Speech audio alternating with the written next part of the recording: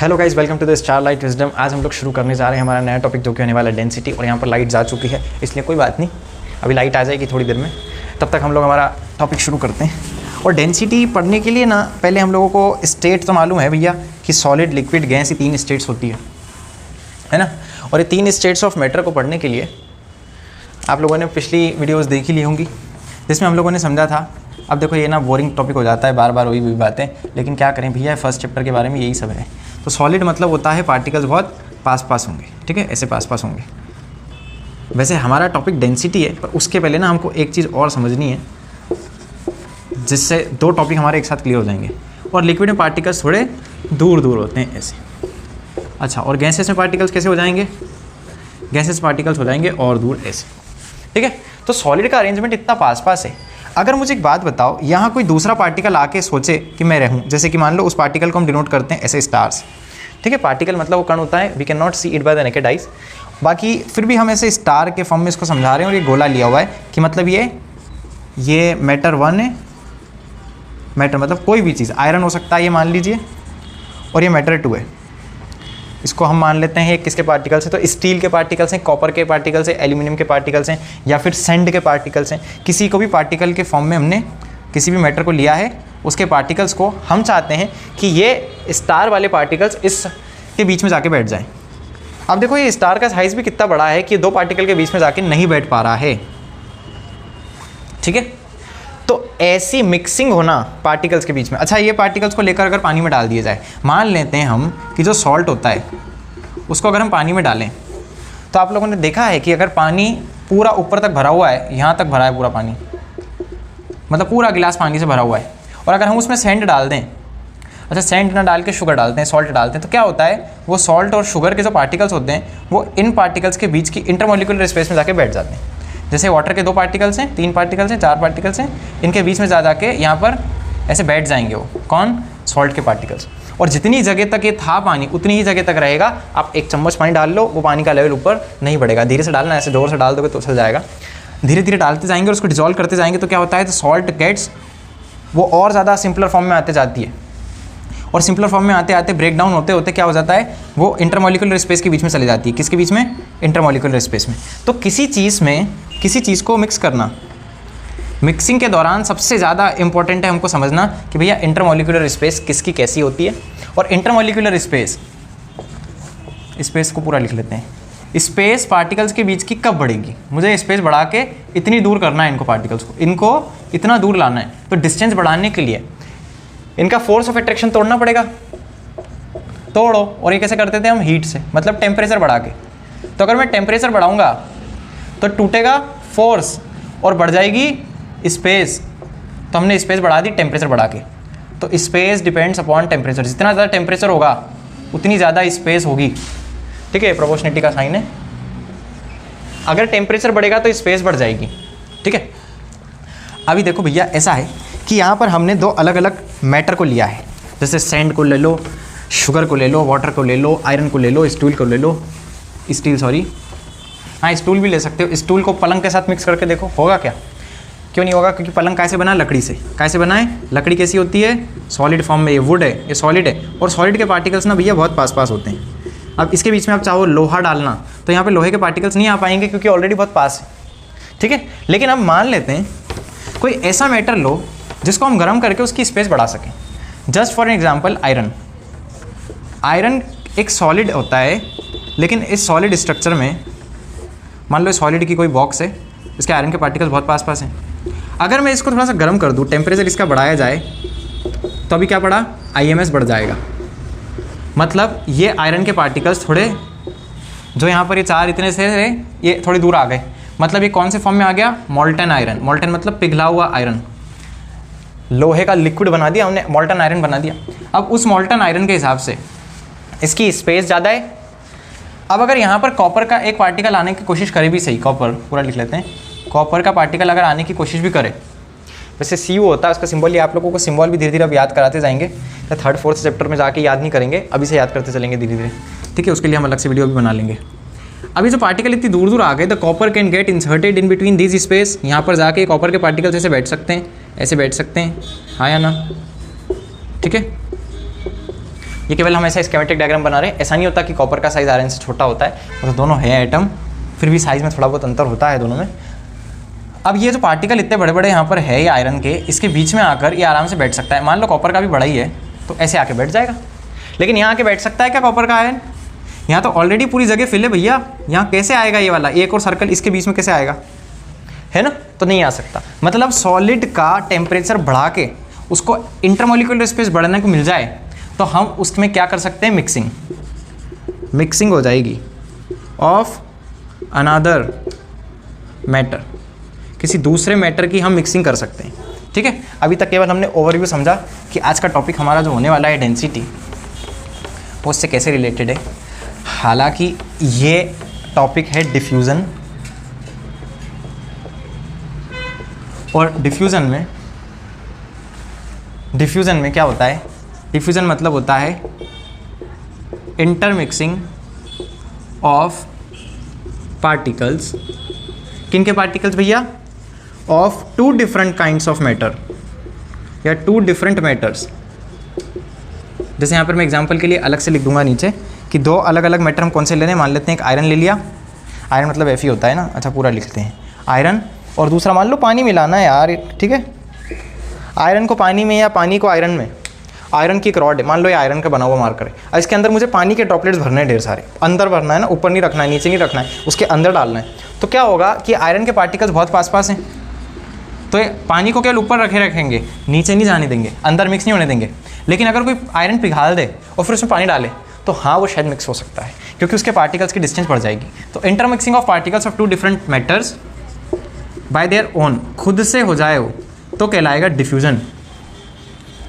ठीक है, हम मिलाएंगे तो डिसॉल्व करना हो जाएगा, बाकी खुद से ही इंटरमिक्स हो जाते हैं। जैसे मान लीजिए मैंने ये मार्कर की यहाँ पे ये इंक छोड़ दी, अब इसको ऐसे ही लिखे रहने देते हैं 5 दिन तक, तो थोड़े दिन बाद पता है क्या होगा, इतनी आसानी से सभी मिट जाएगा ना, इतनी आसानी से मिटेगा नहीं, इसके दाग धब्बे रह जाएंगे। जैसे कि कई बार हमसे बोर्ड पूरा अच्छे से मिटता नहीं है तो कहीं ना कहीं उसके डॉट्स रह जाते हैं, अभी तो खैर अच्छा साफ है, बाकी उसके डॉट्स रह जाते हैं। अगर देखो जैसे ये वाला डॉट अगर दिख रहा हो तो ये मीटर का नहीं अच्छे से, हाँ अब मिट रहा। तो इतना ज़्यादा जो ये पार्टिकल क्या हो जाता है, डिफ्यूज़ हो जाता है। तो हमने क्या समझा अभी कि ये जो इंक के पार्टिकल्स हैं, ये इंक के पार्टिकल्स भी इस बोर्ड में, अब बोर्ड काय का बना भैया, प्लास्टिक का, मतलब ये प्लास्टिक और इंक के बीच में ये two different types of matter है। Two different types of matter कौन सा है, इंक और ये प्लास्टिक। तो इंक और प्लास्टिक के बीच में क्या हो गया, इंटरमिक्सिंग हो गई। किसकी मिक्सिंग हो गई, इंटरमिक्सिंग किसकी हो गई, पार्टिकल्स की। इंक के पार्टिकल्स इस प्लास्टिक के पार्टिकल, मान लो प्लास्टिक का जो बोर्ड है, ये बोर्ड में बहुत छोटे छोटे पार्टिकल्स हैं अंदर, इस बोर्ड के अंदर बहुत सारे पार्टिकल्स हैं, उन पार्टिकल्स के बीच में स्पेस है, वो स्पेस के बीच में ये इंक के पार्टिकल्स जाके बैठ गए, और बाहर वाले को इंक को तो पकड़ ही रखा उसने, तो अंदर जाके बैठ गए। अब मैं मिटाने की कोशिश कर रहा हूँ तो ऊपर वाला मिटाते जा रहा है, लेकिन जो अंदर है ना, जो यहाँ पहुँच चुका है वो हमको दिख रहा है और वो अंदर चला गया, इसलिए मिटाना मुश्किल हो रहा है। तो आप ऐसा समझ लो कि हमको सुई डाल के उसको खींचना पड़ेगा, क्योंकि हमारी उंगली तो जाएगी नहीं। ठीक है, तो इसको बोलते हैं इंटरमिक्सिंग। ठीक है, अभी intermixing of particles bye their own, अभी दो डिफरेंट काइंड्स ऑफ मैटर में होता है। ठीक है, और कोई सा एग्जांपल लिया जाए तो भैया आपके कंपास बॉक्स में, compass box.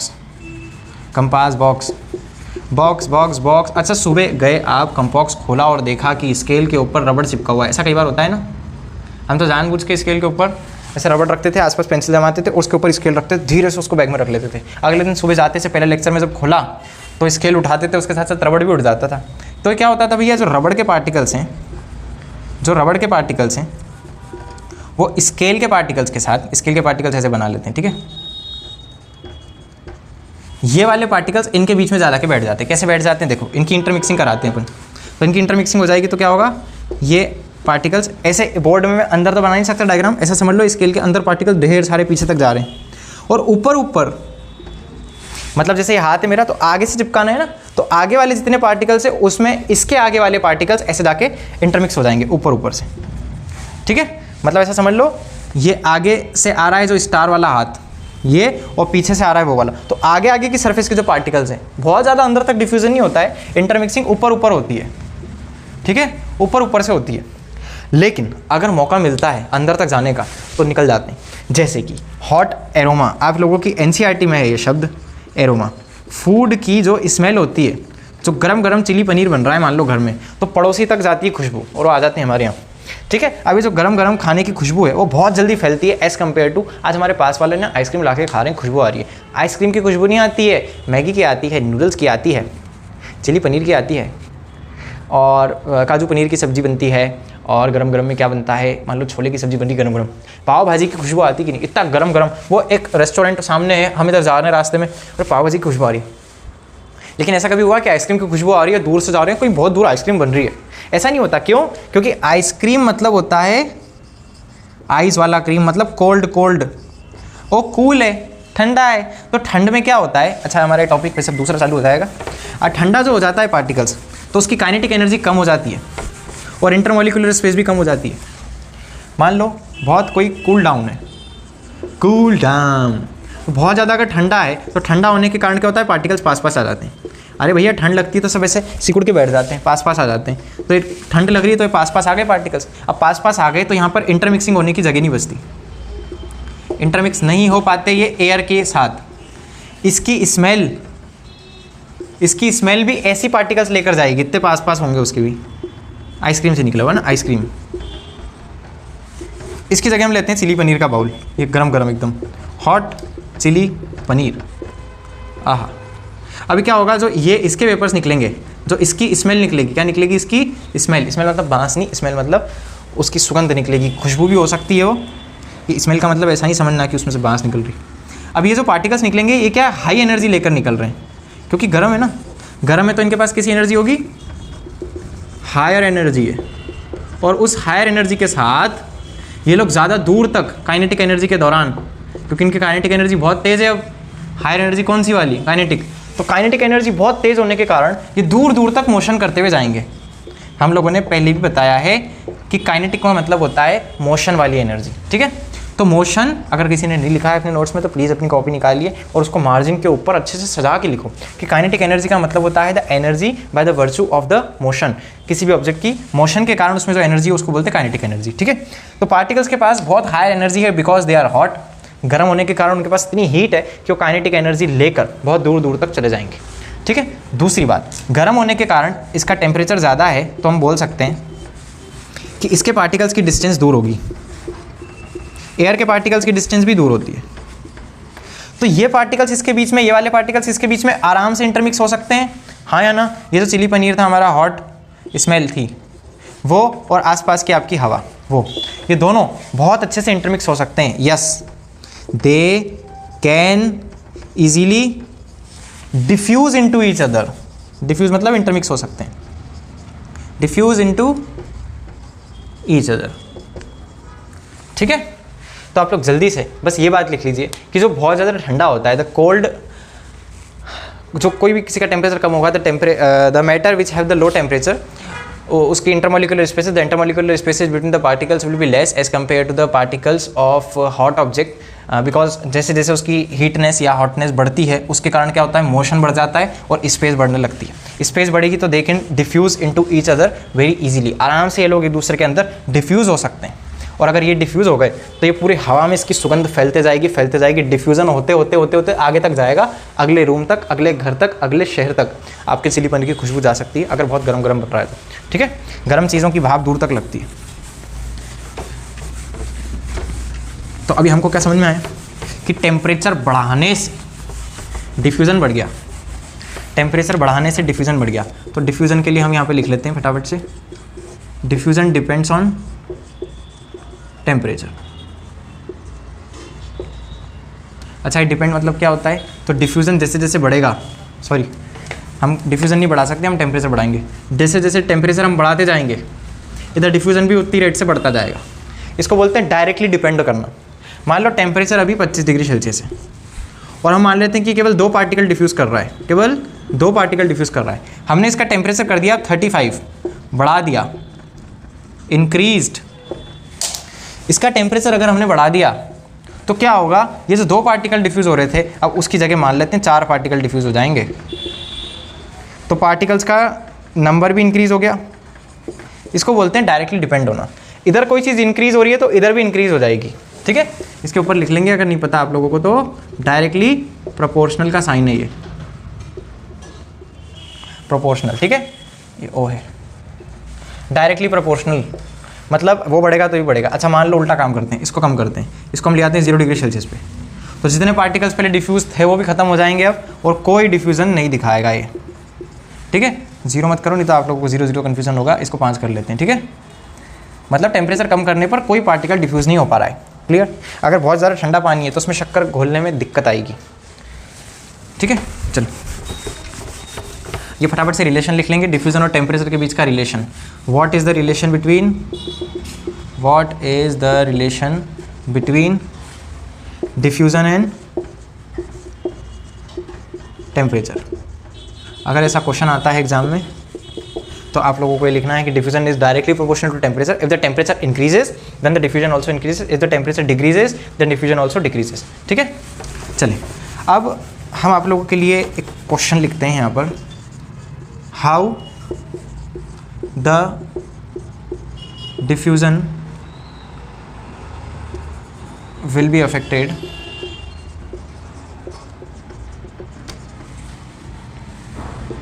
if honey is replaced with ink in water, ठीक है। ये क्वेश्चन अगर कर लिया हमने तो मुझे लगता है डिफ्यूजन के हम लगभग सारे ही क्वेश्चन समझ जाएंगे और कर पाएंगे, ठीक है। उन्होंने कहा है कि अगर पानी में इन वाटर, अगर पानी में हम हनी डालते हैं तो क्या है, हनी आराम से मिक्स हो जाता है। अच्छा यहाँ पे हनी के एक ड्रॉप छोड़ते हैं हम, यहाँ पे मैंने शहद छोड़ दिया और ये शहद धीरे धीरे धीरे धीरे करते हुए नीचे आते जा रहा है, और जैसे ही नीचे आ जाएगा पूरी तरीके से ये धीरे धीरे धीरे धीरे ऐसे ऐसे करके फैलेगा, ठीक है। और वैसे तो पूरा नीचे जाके बैठ जाएगा क्योंकि हनी ज़्यादा डेंस होता है, इसकी डेंसिटी ज़्यादा होती है। अभी हम समझेंगे डेंसिटी क्या होता है, बस ये क्वेश्चन कर लेते हैं उसके बाद।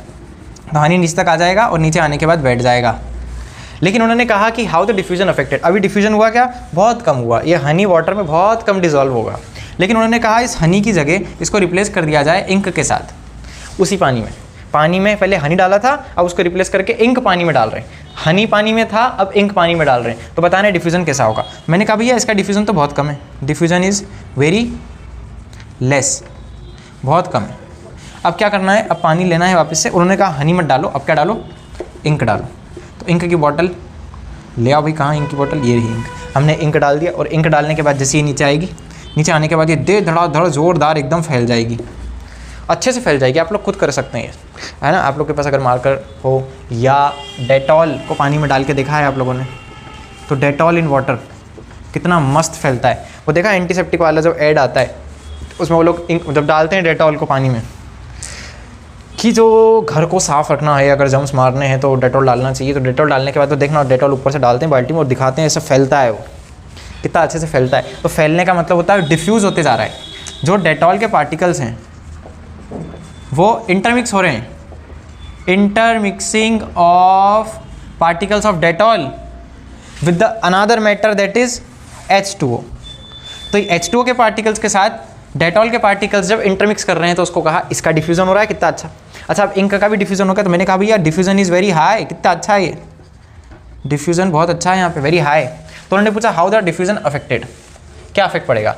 तो हम उसको बोल देंगे भैया डिफ्यूजन विल इंक्रीज। डिफ्यूजन पे क्या इफेक्ट पड़ा, डिफ्यूजन कम था लेकिन अब ज़्यादा हो गया इंक डालने से, मतलब इंक का डिफ्यूजन ज़्यादा होता है। तो वही क्वेश्चन वही है, मतलब कि इंक डालने से डिफ्यूजन पे क्या असर पड़ा, इंक डालने से डिफ्यूजन बढ़ गया, ठीक है। ओके चलो अब डिफ्यूजन की एक लास्ट एग्जांपल और फटाफट से ले लेते हैं, अगरबत्ती। ओए ये तो आइसक्रीम लग रही, हाँ अगरबत्ती लगाओ,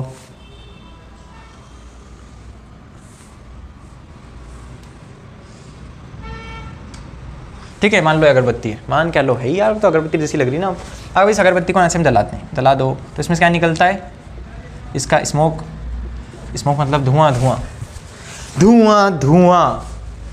अभी जो स्मोक निकल रहा है कैसा लगा है धुआं, हाँ हाँ स्मोक, ये जो इतना सारा धुआं निकला ये एक जगह पर नहीं बैठता है, वापस निकाल के बताएं 1 2 3, ये देखो चारों तरफ फैल रहा है ये वाला स्मोक, ये जो धुआं है ये चारों तरफ फैल रहा है। अगर मैं सारे धुएं को कोशिश करूं कि एक जगह पर आ जाए तो नहीं आ पाएगा, पूरी तरफ फैला हुआ ही रहेगा, ठीक है, फैल जाएगा। क्योंकि smoke as a gaseous state और गैसियस में जो पार्टिकल्स होते हैं वेरी फार अवे होते हैं क्योंकि इनका इंटरमोलिकुलर स्पेस बहुत ज़्यादा होता है, दूर दूर होता है। एयर के पार्टिकल्स में भी इंटरमोलिकुलर स्पेस बहुत दूर दूर होता है। तो ये दूर दूर पार्टिकल्स हैं, इसके भी दूर दूर पार्टिकल्स हैं, तो कुल मिला के ये इसके अंदर आराम से डिफ्यूज़ हो जाएगा और अगरबत्ती की खुशबू पूरे मंदिर में, पूरे रूम में, जहाँ भी लगानी है लगा दो, अच्छी ज़ोरदार फैलेगी। ठीक है, ओके। सो हमारा यहाँ पे डिफ्यूज़न का काम तो कंप्लीट हुआ। अब इसके बाद हम लोग शुरू करते हैं डेंसिटी का टॉपिक। ठीक है, तो आइए हम शुरू करते हैं अब डेंसिटी का टॉपिक। और डेंसिटी के टॉपिक में डेंसिटी, अच्छा डेंसिटी अभी हमने क्या पढ़ लिया उसको साइड में लिख लें, कन्फ्यूज़न नहीं हो, वो डिफ्यूज़न था वो। ठीक है, अब डेंसिटी पढ़ रहे। डेंसिटी का मतलब होता है density of an object is defined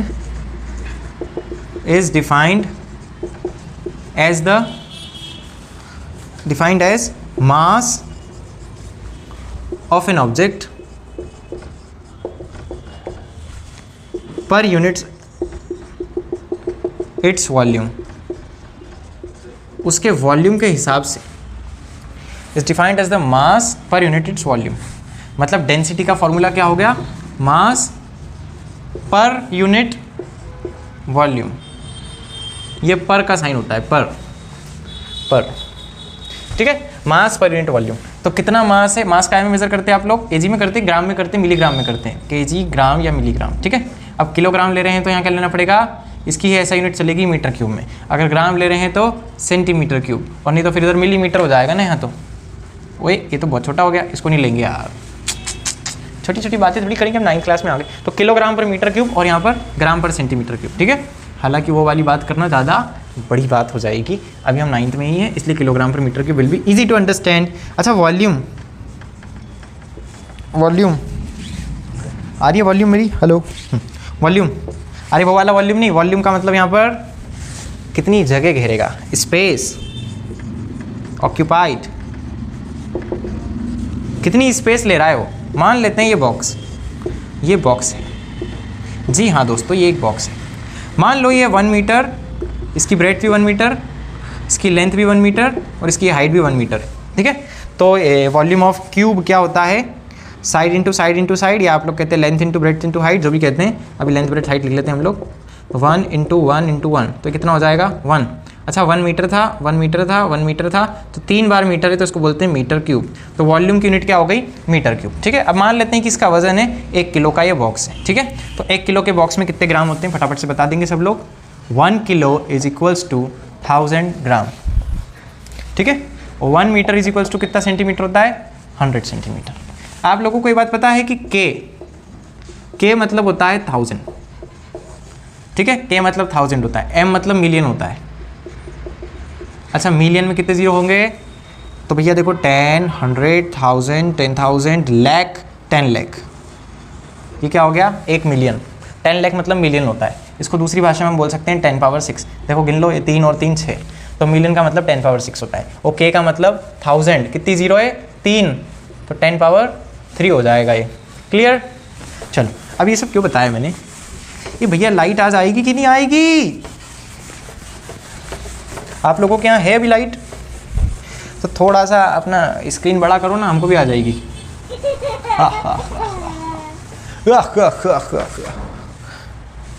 दूसरी वाली मेरी थी, पहली वाली बच्चे की थी। ठीक है, ओके। सो क्या पढ़ गया थे मैंने, हाँ, डेंसिटी का हमने देख लिया फटाफट से। अभी फॉर्मूला वो क्या था, मास अपॉन वॉल्यूम। मास को लिया हमने केजी में और वॉल्यूम को ले लेते हैं मीटर क्यूब में। मान लो अगर 1 मीटर क्यूब की जगह में, 1 मीटर क्यूब का ये बॉक्स है, 1 मीटर क्यूब कितना होता है पता है, कितना मैं निकाल के बताऊंगा अभी। 1 मीटर क्यूब में मान लेते हैं हम 1 किलो का सामान रखा हुआ है, तो इसकी डेंसिटी कितनी हो जाएगी भैया, ये कितना दिया, मास दिया 1 किलोग्राम, और वॉल्यूम कितना दिया 1 मीटर क्यूब। तो डेंसिटी का ये होता है सिंबल, इसको बोलते हैं रो। रोना नहीं है हमको, थकना नहीं है, झुकना नहीं है हमको, मरना नहीं है। ये रो, दूसरा वाला रो है ना, rho is equals to mass per unit volume. तो rho is equals to M upon V. अच्छा, तो डेंसिटी की वैल्यू मैं निकालता हूँ। ये डेंसिटी का है ये सिंबल, और ये मास का है एम, वॉल्यूम का वी। m की वैल्यू 1 डाल के kg लगा दो, वॉल्यूम को 1 मीटर क्यूब डाल दो, 1/1 का मतलब 1 होता है, kg upon metre cube answer आ जाता है। ये आ गई डेंसिटी कितनी, 1 किलोग्राम पर मीटर क्यूब। तो कहा जाएगा कि density of this box is 1 kilogram per metre cube. समझ आ गया? अरे ये तो फालतू बात थी, इजी बात थी, छोड़ देते हैं इसको, ठीक है अभी के लिए। तो अगर कोई पूछे भैया what is the meaning of 1 kilogram per metre cube density, तो हम बोलेंगे if 1 metre cube volume have the mass of 1 kilogram then the density is said to be 1 kilogram per metre cube. ठीक है, इसको थोड़ा सा रिवाइंड करके अगर किसी ने चाहे लिखना, वैसे तो मेरे को नहीं लगता काम आएगा, अभी केमिस्ट्री में तो नहीं आएगा, अगर कोई फिजिक्स का इसको देख रहा है ग्रेविटेशन पढ़ते टाइम, तो उस दौरान ये आप लोगों को काम में आएगा कि 1 किलोग्राम पर मीटर क्यूब का मतलब क्या होता है, what is 1 kilogram per metre cube. क्या बोलेंगे, if the volume of 1 metre cube occupies, if a volume of 1 meter cube has the mass of 1 kilogram then the density is said to be 1 kilogram per meter cube। ठीक है, और एक बहुत प्यारी बात आप लोगों को बता दें, किसी भी फॉर्मूले के दौरान ये पूछा जाता है कि उसकी 1 यूनिट क्या होती है। अब 1 यूनिट का मतलब होता है, मान लो अगर आप पढ़ रहे हो speed is equals to distance upon time, तो उस दौरान ये पूछते हैं स्पीड की यूनिट क्या होती है, मीटर पर सेकेंड। तो पूछते हैं what is the meaning of 1 metre per second, तो हम कहेंगे if 1 metre of distance is covered in 1 second then the speed is said to be 1 metre per second. ठीक है, मतलब इसको भी 1 डालना पड़ता है और इसको भी 1 डालना पड़ता है। ठीक है, आप लोगों ने 8th क्लास में पढ़ा होगा pressure is equals to force upon area. ठीक है, तो फोर्स का क्या यूनिट होती है, न्यूटन, और एरिया की क्या होती है, मीटर स्क्वायर। वो पूछे what is the meaning of 1 pascal pressure, pressure की क्या यूनिट होती है, पास्कल, तो 1 पास्कल मतलब 1 न्यूटन पर मीटर स्क्वायर। तो हम क्या बोलेंगे उस टाइम पर, the pressure of 1 pascal means that the force of 1 newton is applied on 1 metre square area. ये एरिया है 1 मीटर स्क्वायर का, और इस पर कितना फोर्स लगाया जा रहा है, 1 न्यूटन का। अगर 1 मीटर स्क्वायर पे 1 न्यूटन का फोर्स लगाएंगे तो इसका प्रेशर कितना हो जाएगा, 1 पास्कल।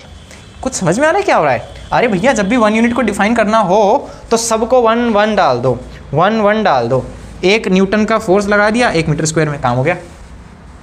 आगे चल के आप लोग कई सारे ऐसे फॉर्मूले पढ़ोगे, कभी टॉर्क का, कभी फोर्स का, कभी वर्क का, कभी एनर्जी का, कभी पावर का, कभी एम्पियर के लिए करंट का पढ़ोगे, तो बहुत सारे फॉर्मूले जब आएंगे तो उस फॉर्मूले में आपको पूछा जाता है भैया इसकी 1 यूनिट क्या है, तो उसको डिफाइन करने के लिए, अच्छा जिसने नहीं लिखा था प्लीज़ लिख लो, मैंने तो मिटार दिया। मैं अगर यहाँ पे डबल टैप करूँगा तो पीछे नहीं जाती है बोर्ड, आप डबल टैप कर लो तो आपकी वीडियो पीछे चले आएगी। ठीक है, चलिए, तो डेंसिटी के बारे में हमने थोड़ी बात समझ ली, थोड़ी सी बात और समझ लो, थोड़ी सी थ्योरेटिकल बात समझते हैं, उसके बाद प्रैक्टिकल वाली बात पे आते हैं, मज़ा आएगा एकदम।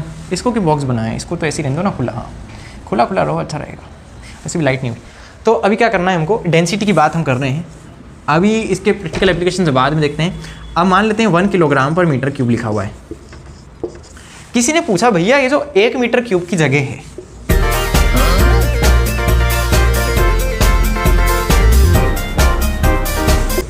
ये 1 मीटर क्यूब का बॉक्स है, मान लो कितना है ये, इसका वॉल्यूम कितना है, 1 मीटर क्यूब, इसमें कितना सामान आ रहा है, 1 किलो। अगर इसी की जगह पूछें कि अगर मैं इसी का काट पीट के इतनी सी जगह इसका निकाल लूँ, इसका कोना अपन काट लेते हैं, इसका कोना काट के निकाल लो, वो इतना सा कोना होना चाहिए जिसका वॉल्यूम केवल कितना हो जाए, 1 सेंटीमीटर क्यूब। तो हमको ये बताना है कि उसका वजन कितना होगा। डेंसिटी का ये काम होता है क्या, कि अगर आपको ये बता दिया कि भैया पानी इतना भारी है 1 गिलास का, कि 1 गिलास वाटर का वजन है, मान लो उसका वजन है 200 ग्राम, 1 गिलास पानी का वजन है 200 ग्राम, और वो ये पूछें कि भैया आधे गिलास का कितना होगा, तो सब लोग फटाफट से आंसर दे देंगे भैया 1 का अगर 200 है तो आधे का 100 ग्राम हो जाएगा। हाउ इजी, बहुत आसान है, आप लोग को दिख रहा है बिना लाइट के, ओके नो प्रॉब्लम। ठीक है, तो आधे गिलास में कितना हो जाएगा, 100 ग्राम। ठीक है, अगर इसका 2 गिलास भर देंगे तो कितना हो जाएगा, वो 400 ग्राम, 2 गिलास में 400 ग्राम हो जाएगा। तो यार हम कंपैरिजन कर रहे हैं कितने मजे से, हमने यूनिट को देखो, यहाँ पे जो मैग्नीट्यूड था 1 गिलास था, 2 गिलास को हमने मास में बता दिया। ऐसी एक चीज पता होगी हमको पता है गिलास कितने, आधा गिलास है, 2 गिलास है, 1 गिलास है, वो बस ये पूछे जा रहे हैं कि वजन कितना होगा, वो हम बताते जा रहे हैं। हमको एक बार बता दिया, बाकी बार हम बताएंगे। ऐसी अगर वॉल्यूम बताते जाएं, वो एक बार मास बता दिया कि इतने वॉल्यूम में इतना मास, तो इतने में कितना होगा, अगर इतने में इतना तो कितने में कितना, अरे अगर इतने में इतना है तो इतने में कितना होगा। ठीक है, अब मैं फटाफट से आप लोगों को एक यूनिटरी मेथड बता दूं क्या होती है। यूनिटरी में इसको लिखना नहीं है, इसको तो दिमाग में लिखना है। यूनिटरी मेथड क्या होती है? एक साइकिल में कितने टायर होते हैं भाई साहब? 2 की 4, 2 टायर होते हैं, ठीक है। एक साइकिल में 2 टायर होते हैं। अगर कोई पूछे 3 साइकिल में कितने होंगे तो क्या करोगे? क्या करोगे? अब मेरी बात सुनो, ऐसे तो सब बता देंगे 6 होंगे, बाकी फिर भी एक तरीका से करेंगे हम। इसको बोलते हैं क्रॉस मल्टीप्लाई करना। क्रॉस मल्टीप्लाई कैसे करते हैं? अच्छा, जिसको ये सब आता है वो आगे बढ़ जाए, लेकिन मेरे आगे के इसके बारे में जो भी क्वेश्चन होंगे वो करने के बाद, ठीक है। ये एक साइकिल में 2 टायर है तो 3 में कितने होंगे? तो क्रॉस मल्टीप्लाई करते हैं, ऐसे ऐसे क्रॉस बना दो। बना दिया क्रॉस, दिख रहा है सबको? ये क्रॉस बना दिया। 3 कहाँ जा रहा है? 2 के पास। ये 3 कहाँ उड़ के जा रहा है? 3 × 2 हो गया है। 3 के पास कौन गया? 3 किसके पास गया? 2 के पास। और 1 किसके पास जा रहा है? ये कहाँ जा रहा है? अरे तो नीचे जा रहा है, 1 नीचे आ गया, ठीक है। और यहाँ क्या लिखा हुआ है? टायर। जो यहाँ लिखा हुआ है एज इट इज आ जाता है। तो ये कितना हो जाएगा? 6 टायर। क्लियर? मतलब 3 साइकिल में 6 टायर होंगे, ठीक है। अब उल्टा काम करते हैं, उल्टा काम करते हैं। ध्यान से देखिएगा एक बार, ये जो 3 साइकिल है ये इसमें होते हैं 6 टायर। 3 साइकिल में 6 टायर होते हैं, तो एक साइकिल में कितने होंगे ये बताना है। अब वापस से क्रॉस मल्टीप्लाई करेंगे हम ऐसे। अगर ये पता हो कि इतने में इतना कुछ है तो इतने में कितना कुछ होगा, ठीक है। तो 3 साइकिल में अगर 6 टायर है तो एक साइकिल में कितने टायर होंगे? तो 1 × 6 हो जाएगा ये। और ये 3 कहाँ जा रहा है? ये बोल रहा है मेरे को नीचे जाना है, तो नीचे भेज दो उसको, उसकी मर्जी। ये 3 से 6 कट जाएगा, ये हो जाएगा 2 जा। 3 की टेबल चलाएंगे, 3 × 1 = 3, 3 × 2 = 6 और 2 × 1 = 2, तो ये 2 टायर आ गए, ठीक है। 2 टायर आ गए, मतलब एक साइकिल में 2 टायर होते हैं। अरे बिल्कुल सही बात है, तो हाँ जी हाँ जी हाँ जी हाँ जी, ठीक है। अब मेरे को बस एक क्वेश्चन का आंसर दे दो, फिर अपन डायरेक्ट हम क्रॉस मल्टीप्लाई पे आते हैं। क्रॉस मल्टीप्लाई मान लेते हैं 3 कार में, मान क्या लो होती हैं 3 कार में, पता है कितने टायर होंगे? कितने टायर होंगे 3 कार में? 3 कार में कितने टायर होंगे? 12 टायर हो जाएंगे। तो पूछ रहे हैं कि 50 कार में कितने टायर होंगे। अच्छा, इसको साइड में अलग से निकाल के देख लेते हैं। 50 कार में कितने टायर होंगे? एक कार में कितने टायर होते हैं? 4। एक कार में 4 होते हैं, तो 50 में कितने होंगे? 50 × 4। अभी अपना दिमाग बाद में लगाइएगा, आपने लगा लिया है तो कोई बात नहीं, बहुत अच्छी बात है, लेकिन मुझे जो बताना है उसको बस ध्यान से एक बार सुन लो। 3 कार में 12 टायर होते हैं। 50 कार का निकालने के लिए हम दिमाग क्या लगा रहे हैं कि एक कार में कितना होता है, वो ये खुद दिमाग लगाएगा। देखना अपने आप लगाएगा। हम क्या करेंगे, कुल मिला के 50 × 4 कर देंगे ना लास्ट में। देखना यहाँ पे हो जाएगा 50 × 12, 50 × 12, और ये 3 आ जाएगा नीचे। क्या बोल रहा है? 3 नीचे भेज दो मुझे, भेज दिया नीचे। और 3 से 12 काटेंगे तो कितना आ जाएगा? 4। तो कुल मिला के देख लो, आ गया 50 × 4। यही तो हम कर रहे थे यहाँ पे। तो दिमाग लगाने की ज़रूरत हमको तब नहीं पड़ेगी जब हम इस यूनिटरी मेथड को बड़े प्यार से क्रॉस मल्टीप्लाई करके यूज़ कर लेंगे। कई लोग सोच रहे होंगे ऐसी मेथड रखने से क्या मतलब, लेकिन ये मेथड हम लोगों को CBSE में ही सिखाई जाती है, और ये इसलिए करी जाती है क्योंकि कई बार हमारे दिमाग के ऊपर वाले क्वेश्चन आ जाते हैं, उस कंडीशन में हम नहीं कर पाते। जैसे कि अगला क्वेश्चन, ध्यान से देखिएगा इसको, और जो दिमाग लगाने हैं लगा के बताएं। अगर बिना यूनिटरी के कर पाओ तो करके बताओ। वैसे तो कर भी सकते हैं, बहुत होशियार बच्चे हों तो कर भी सकते हैं, बाकी हम जहाँ तक समझते हैं कि आप लोग बहुत होशियार हैं, ठीक है। क्रॉस मल्टीप्लाई, अब देखो क्या करना है। क्या एग्जांपल लें अपन? अभी हमारी बात चल रही है डेंसिटी। डेंसिटी मतलब मास अपॉन वॉल्यूम। हमने लिया है 1 मीटर क्यूब में 1 किलो मास है। अगर कोई पूछता है 2 मीटर क्यूब में कितना होगा, फटाफट से आंसर आ जाएगा 2 किलो। यहाँ भी क्रॉस मल्टीप्लाई हुआ है, देख लो, 2 × 1/1, तो 2 आ गया, ठीक है। कोई पूछे 3 में कितना होगा, अच्छा 3.5 लेते, 3.5 मीटर क्यूब में कितना होगा, सब बोल देंगे 3.5 kg, ठीक है। अच्छी बात है, गुड गुड गुड गुड, अच्छा चल रहा है। अब किसी ने बोला 4 मीटर क्यूब में कितना होगा, फटाफट बोल देंगे सब लोग 4 किलो होगा। अरे वाह, कितने प्यारे प्यारे होशियार बच्चे हैं यहाँ पे। हा हा हा हा हा हा हा हा। और 1 में कितना होगा, ध्यान से देखो, यहाँ पे सेंटीमीटर क्यूब लिख दिया। अभी मल्टीप्लाई नहीं हो पाएगा क्योंकि यहाँ पे यूनिट सेम नहीं है। यूनिटरी मेथड तब काम करती है when there are 2 same units of different, जो हम ले रहे हैं यहाँ पे क्वांटिटी क्या है, यहाँ पे वॉल्यूम की ले रहे हैं और यहाँ पे मास की ले रहे हैं। तो ये physical quantities, 2 same units of different physical quantities, तो उनकी फिजिकल क्वांटिटी के अनुसार ये वॉल्यूम और मास, मास काय में चल रहा है केजी में, तो आंसर भी काय में आएगा केजी में, देख लेना। और वॉल्यूम काय में चल रहा है मीटर क्यूब में, और यहाँ सेंटीमीटर है। तो उन्होंने कहा भैया सेम करो पहले इनको, 1 मीटर क्यूब में कितने सेंटीमीटर क्यूब होते हैं निकालो, या 1 में कितने मीटर क्यूब होते हैं निकालो।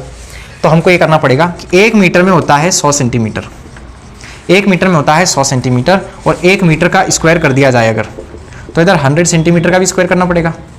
ये किसको नहीं पता, किसको नहीं पता है, x = 2 होता है। अगर हम दोनों तरफ स्क्वायर कर दें तो भी कोई दिक्कत नहीं है, दोनों तरफ करना पड़ेगा, केवल एक तरफ नहीं करना। तो एक्स स्क्वायर की वैल्यू कितनी आ जाएगी 4। तो x2 है तो एक्स स्क्वायर 4 हो जाएगा, तो सीधी सी बात है। और अगर हम इसमें से x -2 कर दें तो इधर भी -2 करना पड़ेगा।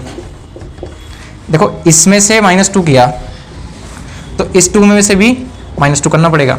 दोनों तरफ बराबरी से काम चलाएंगे, इसको बोलते हैं यूक्लिड्स के एक्सियोम थे ना, ये पढ़े होंगे आप लोगों ने 9th क्लास में। अच्छा आप लोग 9th में ही हो ना। हाँ। तो 1 मीटर का स्क्वायर करेंगे तो 100 सेंटीमीटर का भी स्क्वायर करना पड़ेगा। अच्छा 1 का स्क्वायर 1, मीटर का स्क्वायर मीटर स्क्वायर, 100 का स्क्वायर, इधर 2 जीरो है ना, तो ऊपर जितनी पावर होती है उतनी बार जीरो आ जाते हैं, उतने ही। जैसे यहाँ पे लिखा है 10 का स्क्वायर, तो यहाँ पे कितने जीरो हैं 1, तो 2 बार आ जाएंगे अब। अच्छा मान लो 10 का क्यूब लिखा है तो 3 बार जीरो लगाने, क्योंकि एक ही था ना।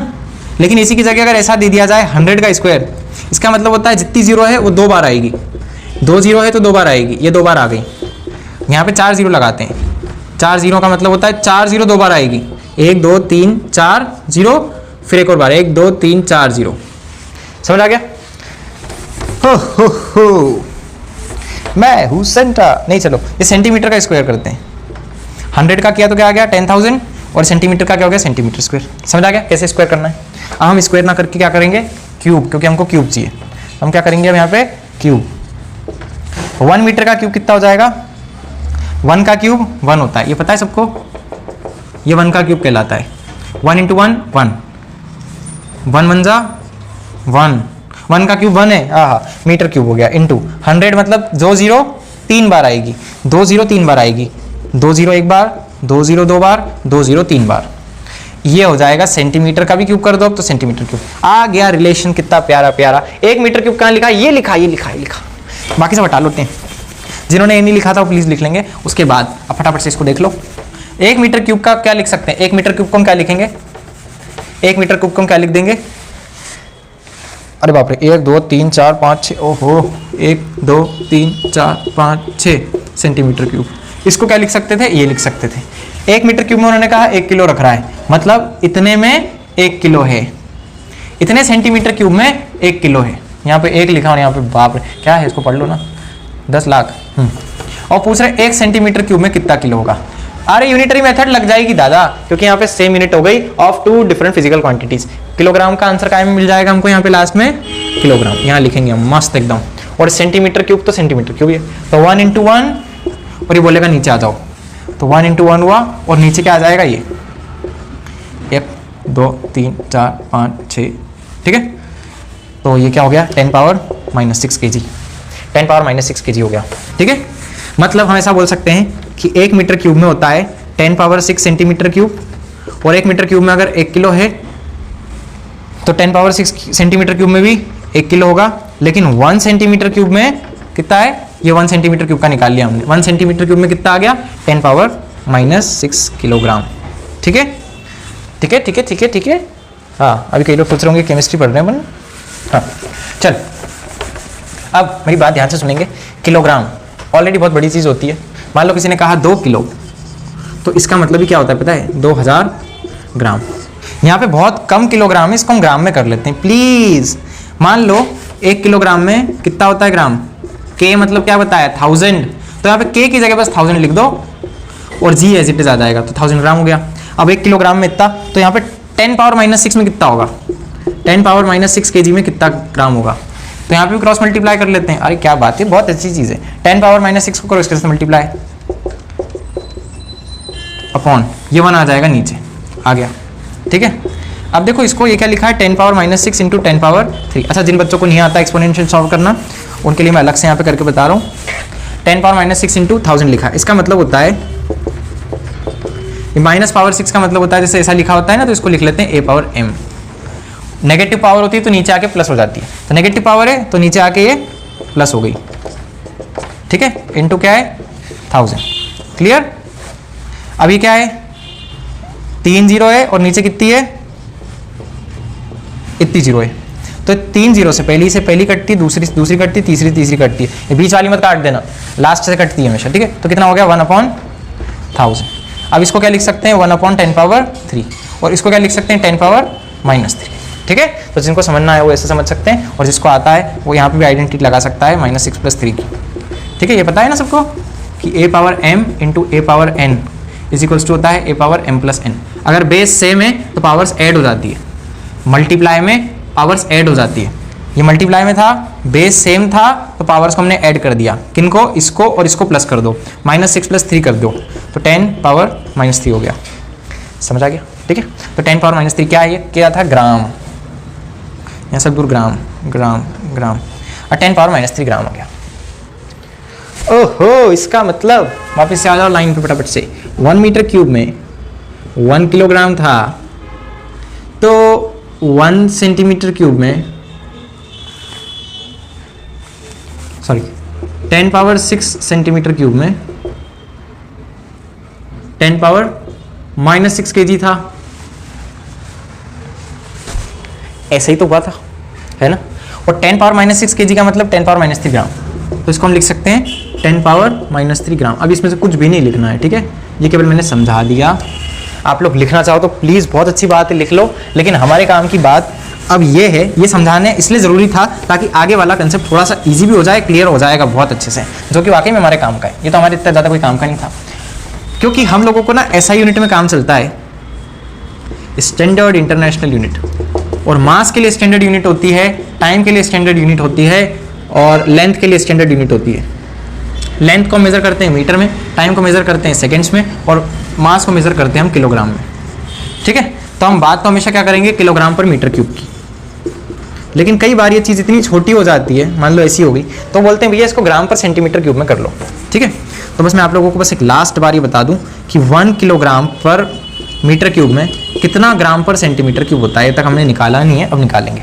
अच्छा, 1 किलोग्राम में कितना ग्राम होता है वो लिख लो फटाफट, 1000 ग्राम। और 1 मीटर क्यूब में कितना होता है तो अभी निकाला था यार, 100 सेंटीमीटर, और दोनों तरफ क्यूब कर लो तो आ जाएगा हमारा आंसर। कितना हो जाएगा ये? 10 पावर 6 हो जाएगा ना, 10 power 6 10 power 6 10 power 6 centimetre cube. ठीक है, अब इसका उल्टी प्रोसेस करते हैं। अब इसकी उल्टी प्रोसेस में क्या हो जाएगा? 1 ग्राम पर सेंटीमीटर क्यूब में कितना किलोग्राम पर मीटर क्यूब होता है। अच्छा, 1 ग्राम में कितना किलोग्राम होता है? बाप रे, अरे हमको तो ये पता है कि 1 किलो में 1000 ग्राम होता है। अच्छा, ये पता है, हाँ ठीक है, पता। तो मान लेते हैं कि 1000 ग्राम में अगर 1 किलो है तो यहाँ 1 किलो में कितना किलोग्राम होगा? सॉरी, 1 ग्राम में कितना किलोग्राम होगा? तो ये 1 से 1 मल्टीप्लाई करो, 1000 नीचे ले आओ, मतलब 1/1000। तो हम यहाँ लिख सकते हैं 1/1000 किलोग्राम होगा। चलो, ये तो हो गया कंप्लीट। 1 सेंटीमीटर में कितने मीटर होते हैं? अच्छा, हमको ये पता है कि 100 सेंटीमीटर में 1 मीटर होता है, तो 1 सेंटीमीटर में कितना होगा? 1 × 1 क्रॉस कर दो, और ये 100 कहाँ जा रहा है? नीचे। इतना मीटर होता है, मतलब 1/100 मीटर होता है। 1/100 मीटर। अच्छा, आपने को तो मीटर क्यूब चाहिए ना, तो 1/100 हो गया। मतलब क्या बोल सकते हैं हम? क्या बोल सकते हैं कि 1 सेंटीमीटर में 1/100 मीटर होता है। ठीक है, तो 1 सेंटीमीटर क्यूब मतलब 1/100 मीटर क्यूब, मतलब 1 centimetre cube is equals to, ये कितना हो जाएगा ऊपर जाके? 10 पावर -2। इसकी वैल्यू 10 पावर -2, और उसका क्यूब करेंगे तो कितना आ जाएगा? ये 10 पावर -6 मीटर क्यूब। ठीक है, तो okay, so it is 10 power -6। अच्छा, 10 पावर -6 का मतलब क्या है? 1 2 3 4 5 6 ऐसा, तो 1/1 2 3 4 5 6, ये पूरा ऊपर चले जाएगा, नीचे आ जाएगा। तो सबको पता होगा कि 2/3/4 लिखा है, इसका मतलब होता है 3 नीचे आ जाता है ऐसे। अगर 4 के नीचे लिखा हुआ है यहाँ पे 7, तो 7 ऊपर चला जाता है। डिनोमिनेटर का भी डिनोमिनेटर ऊपर आ जाता है, और न्यूमरेटर का डिनोमिनेटर नीचे चले आता है। ठीक है, ये नीचे आता है और ये वाला ऊपर जाता है, तो × 7 हो जाता है।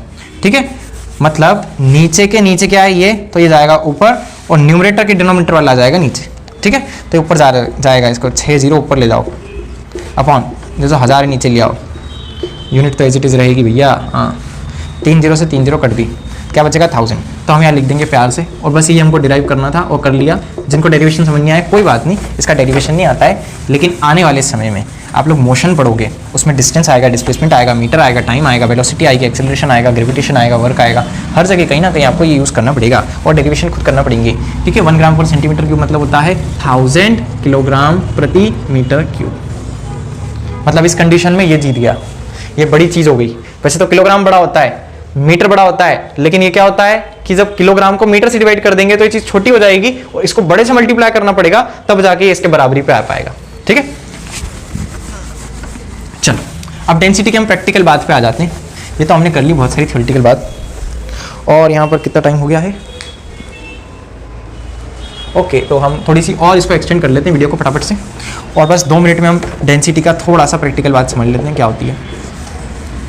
तो डेंसिटी सबको समझ में आ गया, mass upon volume.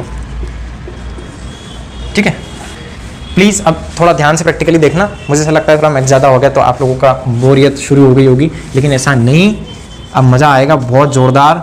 Iron, solid, particles, पास पास, टेम्परेचर बढ़ा दो तो पार्टिकल्स मोल्टन फॉर्म में कैसे हो जाएंगे? दूर दूर हो जाएंगे। ठीक है, अब मैं इसको ना काउंट करके बनाता हूँ, 1 सेकेंड।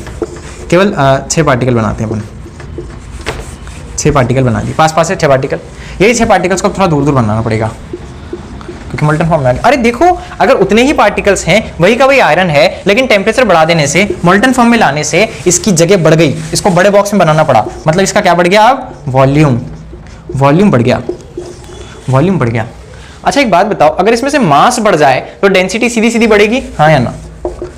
अगर मान लो 1 किलो का ऑब्जेक्ट 1 मीटर क्यूब में रखा है, फिर 2 किलो का ऑब्जेक्ट 1 मीटर क्यूब में रखा है, और भाई साहब 1000 किलो का ऑब्जेक्ट रखा हुआ है 1 मीटर क्यूब में, तो इसकी डेंसिटी ज्यादा है ना, ये उठा ही नहीं पाएंगे। बॉक्स तीनों बराबर है, 3 बॉक्सेस बिल्कुल बराबर है, ये रहे, एक बॉक्स, दूसरा बॉक्स, तीसरा बॉक्स, ये बॉक्स बराबर है, लेकिन इसमें क्या है? हवा भरी है, एयर, इसमें पानी भर दिया और इसमें ढेर सारा लोहा भर दिया, तो ये नो डाउट भारी हो जाएगा। तो वॉल्यूम सेम है, volume is same but mass is increasing, mass बढ़ता जा रहा है। तो इस कंडीशन में क्या होता है? डेंसिटी भी इंक्रीज होते जाएगी। इसका मतलब density is directly proportional to mass. अरे ये तो बात हुई है भी हमारी कि एक बढ़ता है तो दूसरा बढ़ जाता है, तो लगाते हैं हम डायरेक्टली प्रोपोर्शनल का साइन। ठीक है, अच्छा इसकी जगह उल्टा काम करते हैं, ऐसा करते हैं, मास उतना ही रहेगा, वॉल्यूम बढ़ाते हैं। क्या भाई, 2 किलो का ऑब्जेक्ट है 1 मीटर क्यूब की जगह में, वही 2 किलो का ऑब्जेक्ट अगर 3 मीटर क्यूब की जगह ले, और वही 2 किलो का ऑब्जेक्ट अगर 1000 मीटर क्यूब की जगह ले, तो हम बोलेंगे भैया इतना बड़ा बॉक्स, लेकिन इसका वजन कितना है? 2 किलो। ठीक है, और ये कितना है? 3 मीटर का, मतलब इतना होगा, और वो कितना है? 2 किलो का, और ये 1 मीटर भी है, मतलब इतना सा बॉक्स है ये कितना है? 1 किलो, ये 1 किलो का है। तो आप क्या बोलोगे? मुझे अगर बराबर लेना है कोई चीज़ तो मैं इसका भी इतना ही टुकड़ा लूंगा, वो थोड़ा भारी होगा एज कम्पेयर टू उसका इतना टुकड़ा, क्योंकि तो पूरा 2 किलो है, तो भैया ये तो ग्राम में होगा कुछ, है कि नहीं? कुछ 5-6 ग्राम का होगा, ये तो 1 किलो का है। मतलब अगर वॉल्यूम बढ़ता जाए तो डेंसिटी कम हो जाती है, जगह कम हो जाती है। मतलब पार्टिकल्स क्या थे? यहाँ पे बहुत पास पास थे, यहाँ पे थोड़े दूर दूर हो गए, यहाँ पे बहुत दूर दूर हो गए। ये काम यहाँ पे हो रहा है। जो वजन था आयरन का वो तो तय है, 2 किलो का आयरन है, अभी भी 2 किलो का आयरन है, लेकिन अब क्या हुआ? हमने इसका वॉल्यूम बढ़ा दिया, तो डेंसिटी, मास तो सेम है, लेकिन हमने क्या किया? वॉल्यूम इंक्रीज्ड, वॉल्यूम बढ़ा दिया। और वॉल्यूम अगर बढ़ा देंगे तो ध्यान से देखिएगा, अगर वॉल्यूम बढ़ जाएगा तो डेंसिटी कम हो जाएगी, क्योंकि ये दोनों एक दूसरे के ऊपर नीचे प्रोपोर्शनल है। इसको बोलते हैं इनवर्सली प्रोपोर्शनल, इनवर्स है, उल्टा है। तो वॉल्यूम बढ़ेगा तो डेंसिटी कम हो जाएगी। मतलब जब ये मोल्टन फॉर्म में आया तो इसकी डेंसिटी कम हो गई, वॉल्यूम बढ़ने से क्या हुआ? इसकी डेंसिटी कम हो गई, और डेंसिटी कम हो गई तो ये पानी पर भी तैर सकता है। जैसे शिप पानी पर क्यों तैरती है? क्यों तैरती? देख क्यों तैरती? क्योंकि वो जो इतना बड़ा ऐसा स्ट्रक्चर है उसका, लोहे का है, स्टील का है, ड्यूरेलियम का है, जिसका ही बना है, वो स्टील का या लोहे का या ड्यूरेलियम का स्ट्रक्चर, उसके अंदर क्या भरी? ढेर सारी एयर। कई लोग मानते हैं उसमें ऑयल भरते हैं ढेर सारा, ठीक है, डीजल भरते, पेट्रोल भरते, अगर एयर भरी है उसके अंदर बहुत सारी, तो क्या होता है? उसकी डेंसिटी बहुत कम हो जाती है, क्योंकि आपने उतनी ही जगह में अब हवा भर दी ढेर सारी। तो यहाँ पे क्या हुआ? उतनी ही वॉल्यूम में, सॉरी वॉल्यूम तो यहाँ बढ़ गया, लेकिन यहाँ पर क्या किया? किसी मास को कम कर दिया। अगर हम मास कम कर देंगे तो भी तो डेंसिटी कम हो जाएगी। तो हमने हवा भर दी, लोहे की जगह क्या भर रहे हैं हम? हवा। तो ऐसा बोलते हैं कि शिप बहुत भारी होता होगा, लेकिन वो पानी पे तैर इसलिए रहा है क्योंकि उसमें हवा भर के उसको हल्का कर दिया गया है। अरे वाह, क्या बात है। एक बात मैं आपसे पूछूं, क्या आप मुझे बता सकते हैं कि कोई सॉलिड फ्लोट करेगा लिक्विड पर? विच solid will float over the water? कौन सा? आपके ऑप्शन है आयरन, आपका ऑप्शन है स्टील, आपका ऑप्शन है मान लेते हैं स्टोन, और एक हमारा ऑप्शन है यहाँ पर आइस। इसमें से कौन पानी पर तैरेगा? जल्दी से कमेंट सेक्शन बता दो। 1 2 3 पॉज करके बता दो फटाफट से। ए आयरन करेगा क्या फ्लोट? पानी में जाते ही नीचे डूब जाएगी, कील लोहे की कील डूब जाती है। स्टील चम्मच डाल दो, चम्मच भी डूब जाएगी, चम्मच भी डूब जाएगी। स्टोन पत्थर डालेंगे तो पत्थर भी डूब जाएगा। और अगर आइस डाल देंगे तो भैया रूह अफ़ज़ा में ऊपर आइस तैरते रहती है ना, ऊपर आइस तैरते रहती है। 90% उसका पार्ट पानी में हो जाता है, लेकिन थोड़ा बहुत पार्ट ऊपर ऊपर रहता है, आइस तैरती है। तो ice floats on water although it is solid. Why? Ice क्यों फ्लोट करती है पानी के ऊपर, पता है क्या? तो भैया यहाँ पे ध्यान से देख लो एक बार। सॉलिड बनते टाइम पार्टिकल्स पास आ जाते हैं, जैसे कि मान लो ये किसी के पार्टिकल्स हैं बहुत दूर दूर, हमने क्या किया, इसको बहुत कूल डाउन, ठंडा कर दिया। तो ठंडा करने से क्या होता है, इसके पार्टिकल्स बहुत पास पास आ जाते हैं। तो ये गैस से क्या बन गया, सॉरी लिक्विड से क्या बन गया, लिक्विड से क्या बन गया, सॉलिड। तो वॉल्यूम कम हो गया, volume decreases with decrease in temperature. Temperature कम किया तो क्या हुआ, वॉल्यूम कम हो गया। अगर वॉल्यूम कम करना है, देखो इतना बड़ा वॉल्यूम था, इसको ठंडा कर दो ढेर सारा, तो ये क्या हो जाएगा, पास आ जाएगा। लेकिन ये काम आइस में नहीं होता है। आइस में क्या होता है, जो आपने वाटर लिया हुआ है उसको फ्रीजर में रख दो, रखा फटाफट से, तो उसको फ्रीजर में जब रखा तो पूरा ऊपर तक भर के देखना, थोड़ी देर बाद क्या होगा पता है, पानी उसमें से बाहर आ जाएगा। क्योंकि यहाँ पर टेम्परेचर बाहर कितना था, 25 डिग्री सेल्सियस। फ्रीजर में कितना रख दिया आपने, इसका टेम्परेचर कम होते जाएगा। ये मान लो 10 डिग्री सेल्सियस होगा, कम करते जा रहे टेम्परेचर, क्या कर रहे हैं, टेम्परेचर डाउन, टेम्परेचर डाउन। तो टेम्परेचर नीचे करते जाएंगे तो 10 डिग्री सेल्सियस से कहाँ जाएगा, ये 5 डिग्री सेल्सियस। और एक स्टेज 4 डिग्री सेल्सियस पे ऐसी आती है, प्लीज ध्यान से सुन लो। वाटर जब फ्रीज होता है, while freezing at the temperature of 4 degree Celsius, the volume of water expands। यहां तो कम हो रहा था, ये कम हो गया, कम हो जाता है, कूल डाउन में कम हो जाता है। लेकिन वाटर के केस में जो इतना सा पानी है ना, ये बड़ा हो जाएगा, फैलेगा, और इसका वॉल्यूम बढ़ गया, पार्टिकल्स तो उतने ही हैं। तो वॉल्यूम अगर बढ़ जाए, अगर वॉल्यूम बढ़ गया तो डेंसिटी कम हो जाएगी, क्योंकि मास तो उतना का उतना ही है। हमने वॉल्यूम बढ़ा दिया तो डेंसिटी कम हो जाएगी। अब तो देखो, जब फ्रीजिंग होता है पानी का तो उसका वॉल्यूम बढ़ता है, तो उसकी डेंसिटी कम हो जाती है। ठीक है, अब आप लोग कहेंगे तो 4 पे हो तो फ्रीजर में तो 0 तक जाएगा, तो हाँ सही बात है, ये 0 डिग्री सेल्सियस तक जाएगा और इस कंडीशन में वापस इसका वॉल्यूम कम होगा। लेकिन ये जो इसका वॉल्यूम 4 डिग्री पर आके ऐसा हुआ है, इसमें आ गई अब हवा, भरा जाती है बीच में। यहाँ पे जो पार्टिकल्स इतने पास पास थे, उसके पार्टिकल्स अब और दूर दूर आ गए, तो यहाँ पे क्या भरा जाएगी, हवा भरा जाएगी, एयर आ जाएगी। ये पार्टिकल्स दूर गए 4 डिग्री पर, और सारी हवा ऊपर से इसमें आ गई, भरा गई, और बंद हो गया वापस 0 पे जाके। मतलब जब ये वापस से बंद होगा, जब ये परफेक्टली आइस बन जाएगा, तो आइस के अंदर क्या होता है, ice while freezing traps some air within it. उसके अंदर एयर भरा जाती है,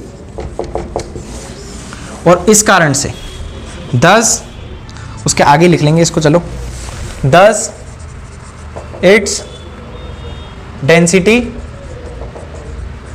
डिक्रीजेस, और इसकी डेंसिटी कम हो गई। और जिसकी डेंसिटी कम, वो ज्यादा डेंसिटी वाले के ऊपर फ्लोट करता है। मतलब मान लो यहाँ पे पानी है, पानी के ऊपर तेल डाल दिया तो तेल ऊपर रहता है, जो ऑयल है वो ऊपर रहता है, वाटर नीचे रहता है, क्योंकि वाटर की डेंसिटी ज्यादा होती है, ऑयल की डेंसिटी कम होती है। ठीक है, ये कैसे बनाना है, ऐसे बनाते हैं इसको, रो को ऐसे, सॉरी ये नहीं बनाना है ऐसे रो, ऐसा पी बना सकते हो और नीचे से ऐसा दे दो कर्व। ये भी कई लोग ऐसे भी बनाते हैं, इसको थोड़ा सा बाहर भी निकाल सकते हैं और पूरा भी ऐसे भी कर सकते हैं। ठीक है, और डेंसिटी का साइन है रो, और इसकी यूनिट समझ में आ गई। ये समझ में आ गया भैया, आइस को फ्लोट करती है। अब मान लो अगर हम कॉटन को पानी पे डालते हैं तो क्या होता है, वो पहले तो तैरेगी, लेकिन वो जब गीली हो जाएगी तो वेट होने के बाद, ध्यान से देखिएगा, ये कॉटन है, कॉटन के पार्टिकल्स दूर दूर हैं और वाटर के पार्टिकल्स बहुत एज कम्पेयर टू कॉटन पास पास है। ठीक है, तो कॉटन एक टाइम पे तो तैरेगी, पानी पे रख दो धीरे से, कॉटन ले जाके, बहुत सारी नहीं रखना, बंडल का बंडल, थोड़ी सी कॉटन ले जाके पानी पे छोड़ दो, इतनी सी कॉटन लेके पानी पे छोड़ दो, तैरेगी। तो पार्टिकल्स दूर दूर है तो इसकी डेंसिटी कम थी, इसकी डेंसिटी ज़्यादा थी। थोड़ी देर बाद क्या होता है, कॉटन गीली हो जाएगी और इसके अंदर पानी आ जाएगा। इसके पास केवल किसके पार्टिकल्स हैं, पानी के, H2O H2O H2O। इसके पास H2O भी है और कॉटन के भी हैं। तो उतने ही वॉल्यूम में ज़्यादा मास आ गया, उतने ही वॉल्यूम में अब क्या बढ़ गया, मास ज़्यादा हो गया। तो इसकी डेंसिटी अब वाटर से भी ज़्यादा हो जाएगी और ये डूब जाएगा।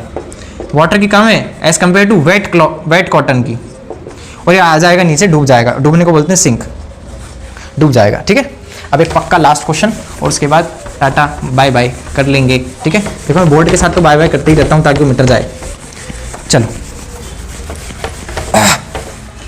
आप लोगों को बताना है which will occupy more space 100 gram of cotton और 100 ग्राम ऑफ आयरन।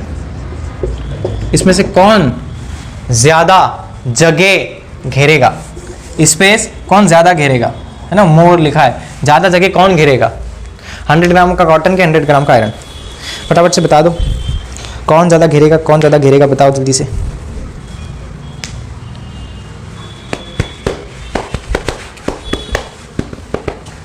देखो मैं बताता हूँ, आप लोग बोल ही नहीं रहे हो कुछ। अच्छा एक बात बताओ, डेंसिटी किसकी ज़्यादा होगी, डेंसिटी आयरन की ज़्यादा है as compare to density of cotton. इसका मतलब क्या होता है, देखो अब समझ में आएगा डेंसिटी असली में होता क्या है। ये 100 ग्राम का कॉटन हमको ज़्यादा लेना पड़ेगा, हाँ या ना, ये तो सबको पता है कि 100 ग्राम का कॉटन ज़्यादा लगेगा और 100 ग्राम का आयरन इतना भी नहीं चाहिए यार। अगर कॉटन इतनी सी है तो आयरन तो हमको केवल इतना सा चाहिए। ठीक है, 100 ग्राम का इतना सा आयरन होगा, आयरन कितनी सी बार 100 ग्राम की होगी, और कॉटन हमको इतनी सारी लेनी पड़ेगी तब जाके 100 ग्राम बनेगी। मतलब उसका वॉल्यूम ज़्यादा होगा क्योंकि इसकी डेंसिटी कम होती है। Density of iron is more then cotton, ये होता है रिलेशन। ठीक है, समझ आ गई। अब देखो, अब mass of iron upon volume of iron is more than density of cotton, मतलब mass of cotton upon volume of cotton. ठीक है, अब एक बात बताओ, इसमें क्या सेम है, मास तो सेम है, ये इसका मास था, मास ऑफ आयरन, और ये क्या है, मास ऑफ कॉटन। तो मास तो दोनों का सेम है, तो मास से मास तो कट गया, क्योंकि दोनों में क्या डल जाएगा, यहाँ पे 100 लिख लेना। ठीक है, 100 लिख के काट लेना। अब वीडियो लंबी हो जाएगी इसलिए काट रहे हैं यहीं, 100 से 100 कट जाएगा। अब क्या लिखेंगे हम यहाँ पे, 1 upon volume of iron is more then 1 upon volume of cotton. ठीक है, अब ये मल्टीप्लाई, इधर डिवाइड में है 1 के, तो इधर आके मल्टीप्लाई में हो जाएगा, मतलब volume of cotton greater than, ये भी डिवाइड में उधर जाके मल्टीप्लाई में हो जाएगा, तो इसको लिख देंगे वॉल्यूम ऑफ आयरन। तो देखो हमको क्या मिल गया, वॉल्यूम ऑफ कॉटन ज्यादा है, ये देखो खुद ही बता रहा है वो, वॉल्यूम ऑफ कॉटन ज्यादा है as compare to volume of iron. ये देखो इसका वॉल्यूम कम है, इसका वॉल्यूम ज्यादा है। ये कॉटन का वॉल्यूम ज्यादा है, कॉटन का वॉल्यूम ज्यादा है, आयरन का वॉल्यूम लेस देन है, आयरन का वॉल्यूम कम है। ठीक है, क्लियर, क्लियर हो गया क्या?